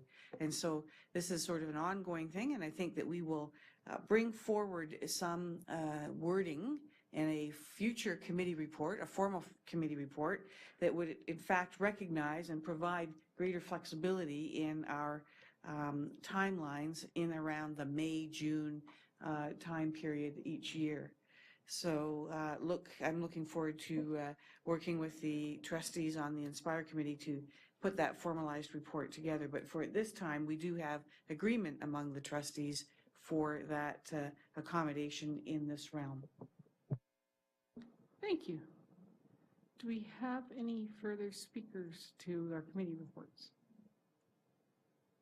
Seeing none, then we will move on to the director's report. Associate Director Bogue. Thanks, Madam Chair. A few items tonight. This past little while, the spring is always a busy time for student events. Just wanted to let trustees know the secondary art show started 2 nights, Monday night. I popped over yesterday. Phenomenal work there. Phenomenal. If folks had a chance, it was great. Is it finished, or is it one more day? One more day? If any trustees are interested, it's at New Street. Awesome. Eddie's also was last night, and I won't say I wasn't there. I understand it was a phenomenal event. I won't say much because I know one or more of trustees may want to comment on that, as well as last Friday the OT had Relay for Life, which was an outstanding event as well. And I won't say much on that either. That may be a comment for trustees as well.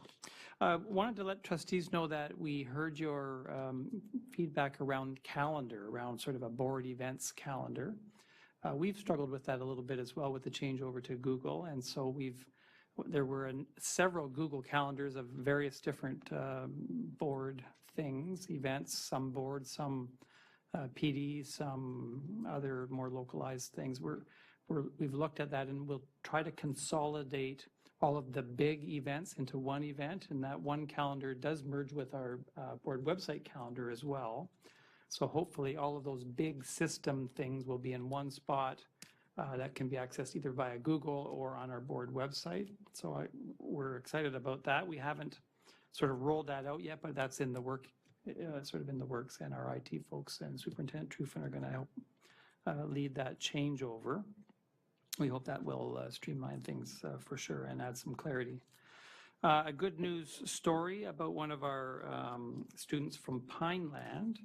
Her name is Rachel Strip, was nominated for an OPSPA award called the Jack A. McDonald Award. This is a Leadership and Community Service Award. Rachel, unfortunately, wasn't the winner, but she has received a certificate of recognition, which is essentially that she was the runner-up or a runner-up. So we want to congratulate Rachel on that.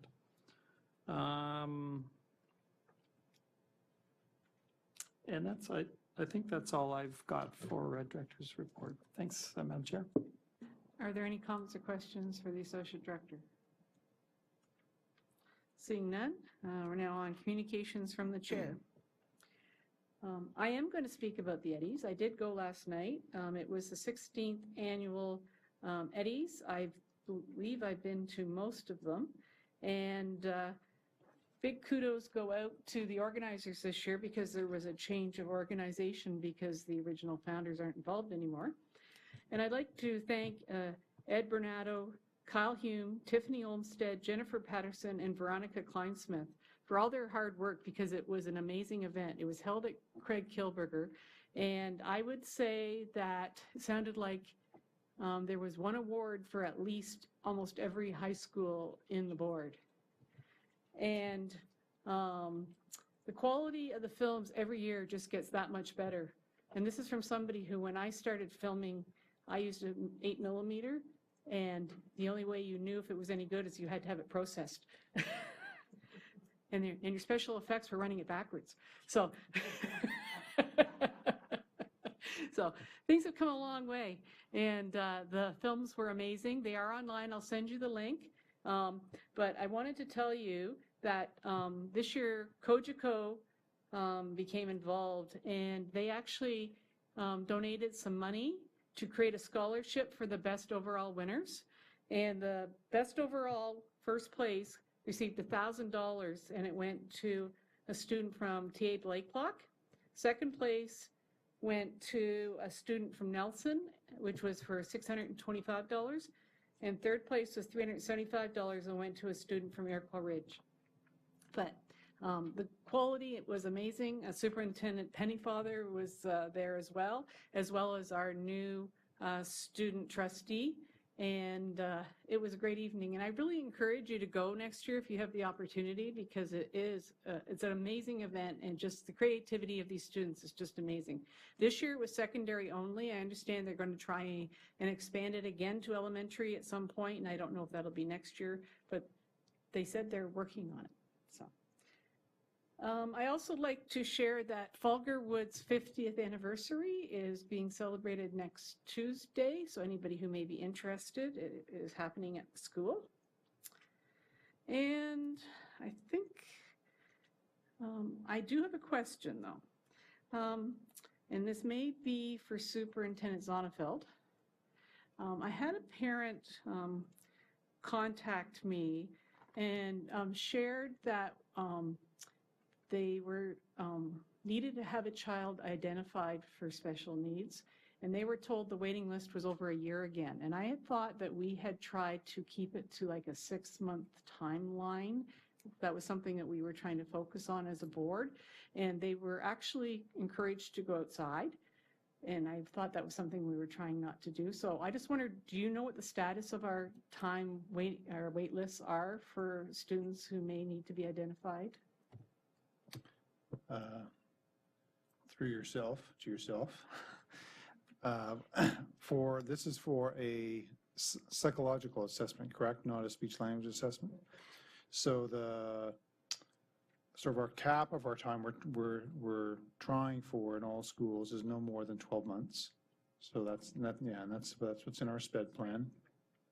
Yeah. So if it has climbed over that in any schools, I'm sure you can appreciate that the number of referrals can vary greatly across a period of time, right? So you might be at 6 months in one school 1 year, but it can climb to 12 months the next year and then drop down again, and that varies across schools.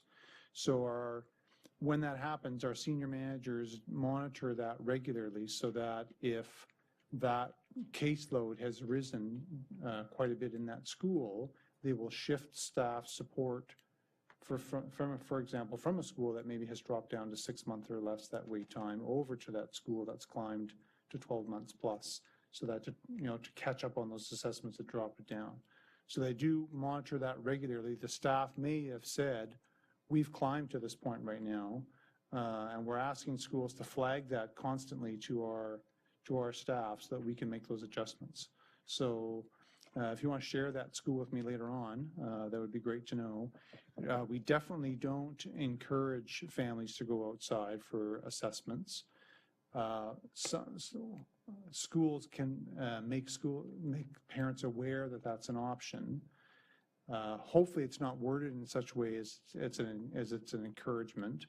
I know sometimes it's not worded that way, but it may be taken that way. So it's certainly not the intent. So if you want to share that with me later, that'd be great. I will. I'm just concerned because I know at one point in the board, the waiting list seemed to expand, and we really worked diligently on getting them down.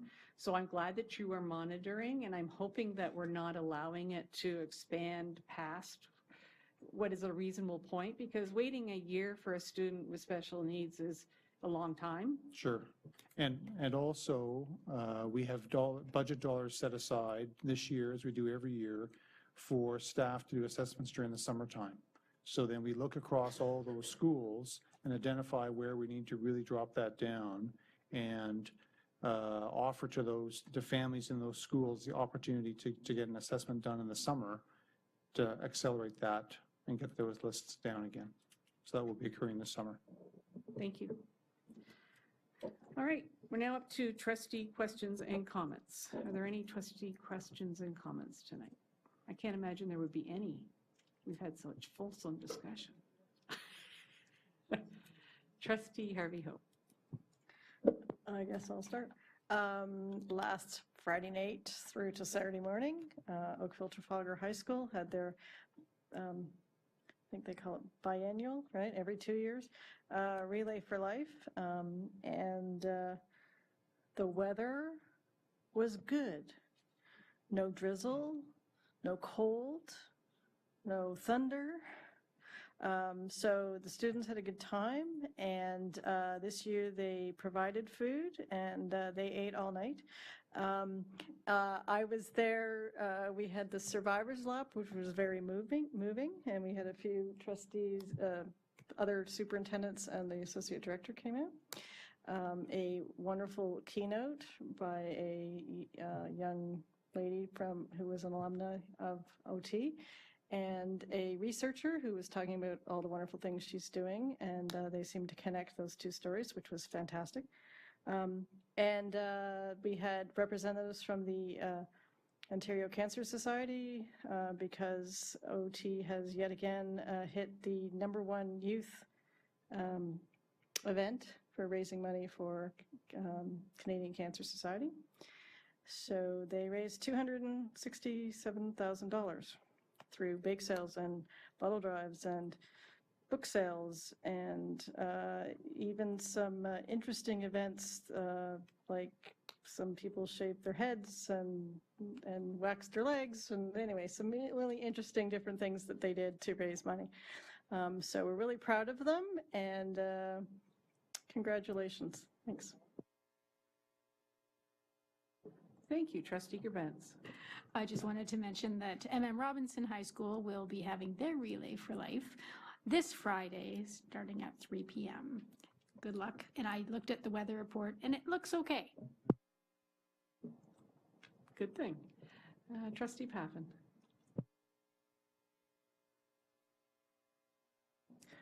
Thank you, through you, the chair. On May 24th, the Jumpstart Games took place at Tecumseh. This outdoor event included sports equipment being donated and 40 volunteers from the Jumpstart team participating. The event was well attended and well received by the students in the community. And today I attended Nelson's Principals Luncheon. This event recognizes students that have been nominated by their teachers for overcoming personal challenges. I always enjoy attending this event because you hear many inspiring stories. And the last one I have is this week, May 28th to June 3rd, has been devoted to National Week to recognize inclusion and accessibility in our community and workplaces. The goal is to celebrate the progress we have made and encourage a further breakdown of accessibility barriers. Thank you. Thank you. Trustee Gray. Thank you very much. Very, very busy times all the way across Halton, but especially up in Halton Hills. I reported last meeting that Limehouse was going to be having a dedication to its new playground, and I was very pleased to attend that with Superintendent Padre Barrick on Saturday. Several local councillors were in attendance, in addition to the mayor of Halton Hills and also the MPP Ted Arnott. Almost all of those special dignitaries then hightailed it over to the bicentennial celebrations being held later that same day over at Centennial. And on hand for those celebrations was the opening principal, who I met and had a chance to discuss what that opening year looked like, and his name was Bill French. So it was very good to see him in attendance at that event. I'd like to thank Trustees Al Harrison, Gerbents, Oliver, Reynolds, and also Superintendents Cullen, Manager Taha for their support of the HLF fundraiser that took place yesterday. A good time was had by all, despite the threatening rain throughout the event. And so that was a lot of fun. Also upcoming June 10 over at Ethel Gardner, Drive a Buick. That event last year raised $10,000 for Silver Creek, and Ethel Gardner's hoping to have the same kind of luck on that day. So come up to Halton Hills and drive a Buick and help fundraise for Ethel Gardner. It's also their spring fair, so that'll be great. Georgetown District High School is also having a Relay for Life this Friday, and we look forward to some very successful reports back from that event. And we're hopeful and keeping our fingers crossed that the weather will permit a great time to be had by all. Thank you. Thank you. And seeing no further speakers, could I have a motion to adjourn? Trustee Reynolds, seconded by Trustee Gray. Is there any discussion on adjourning? Really? We could delay. All those in favor?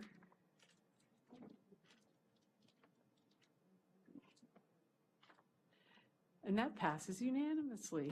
Thank you very much, and everyone have a great night.